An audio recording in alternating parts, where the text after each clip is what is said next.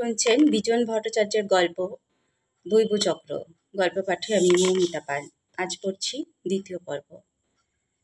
ক্ষণকাল স্তব্ধ থাকিয়া চাটুজ্যে বস্কিনীর দিকে দৃষ্টি নিবদ্ধ করিয়া বলেন, খাঁটি তো বটেই, সোজাও বটে, কিন্তু বড় বড় কথা গোকুলের মা, জন্ম জন্মান্তর সাধনা করেও যার অন্ত পাওয়া যায় না, যাকে সামান্য বিশ্বাসের বলে উপলব্ধি করা সম্ভব, যুক্তিবাদী মন মানুষের তা বোঝে কই, এইখানেই তো গোল বাঁধে। তবে আবার এ কথাও বলি গোকুলের মা, চাটুজ্যে বস্কিনীর মুখের ওপর হাত নাচিয়া বলেন, ওই বুঝতে গেলেই আর হলো না, এমনকি যারা জ্ঞান মার্গের সাধক শেষ পর্যন্ত তাদেরকেও এই ভক্তি মার্গে ফিরে আসতে হয়। কেননা পূর্ণানন্দ লাভ অহং এই চেতনাকে নস্যাৎ করে দিয়ে আত্মনিবেদন সাপেক্ষ। কটা চক্ষুদয় সজ্জল করিয়া বস্কিনী ভক্তি গদগদ চিত্তে মাথা নাড়েন আর মৃদু মৃদু হাসেন। নির্মল স্বচ্ছ হাসিটুকুর ভিতর দিয়া যেন বৃদ্ধার অন্তরখানি দেখা যায়। সামনে রুদ্রাক্ষ ফলগুলিকে পিছনে ঠেলিয়া দিয়া বস্কিনী বৃদ্ধাঙ্গষ্টটি জপমালার উপর দিয়া ছুটিয়া চলে। ফোকলা দাঁতের ভিতর নাম রসতৃপ্ত জীবটি চুকচুক করিয়া নড়ে। কথায় কথায় বেলা বাড়িয়া যায়, চাটুজ্যে কিন্তু উঠিবার নামও করেন না। বসিয়া বসিয়া পায়ের তালুতে হাত বুলান আর ধর্ম বিষয়ক টিকা টিপ্পণী কাটেন। সংসারে যাবতীয় কাজকর্ম সারিয়া এমনকি শাশুড়ির হবিষ্যান্ন রাধিবার সমস্ত যোগাড়যন্ত্র করিয়া দিয়া বিমলা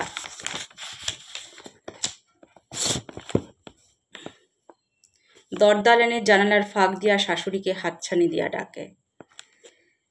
মাথায় তেল দিবার কৃত্রিম অভিনয় করিয়া শাশুড়িকে স্নান করিয়া আসিতে বলে। বেলা হয়েছে, চলো যাই আর কি বলিয়া বস্কিনী ও চাটুজ্যকে গাত্রোত্থান করিতে প্রচ্ছন্ন গীত জাগান। চাটুজ্যে কিন্তু উঠিবার কোনো আগ্রহই প্রকাশ করেন না।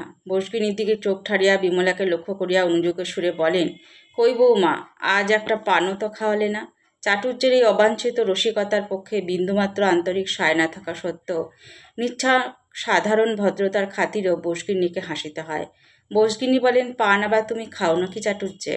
চোখ মটকায়া বস্কিনীকে চুপ করিতে ইঙ্গিত করিয়া চাটুজ্যে নিম্নকণ্ঠে বলেন, গোকুলের মা, দেখি বৌমার কেমন বুদ্ধি, পান যে আমি খাই না তা বৌমা জানে, সেদিনও একবার ঠকিয়েছি, দেখি আজ আবার কি আনে। তা এ আবার কি রকম মস্করা? বস্কিনীর উক্তিতে বিরক্তি ফুটিয়া বাহির হয়।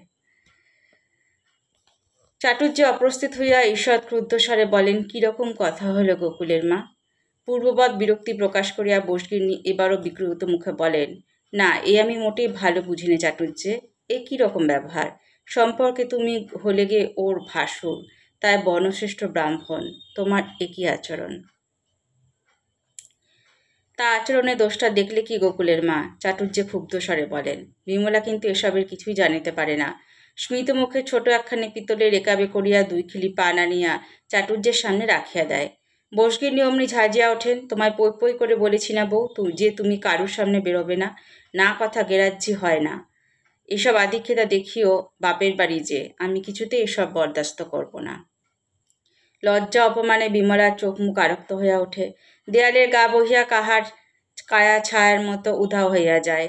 কি নির্যাতন! বসুন্ধরা দিদা হও বলিয়াও কোনো লাভ নাই। বিমলা সিঁড়ির নিচে গড়িপথে দাঁড়াইয়া প্রবাসী গোকুলচন্দ্র বসুর প্রতি খামোখা রুষ্ট হয়। শুনলেন গল্প পাঠ।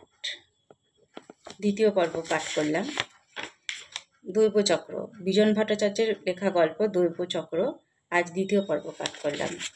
গল্প পাঠে আমি মৌমিতা পাল। কেমন লাগলো অবশ্যই জানাবেন। ধন্যবাদ জানাই।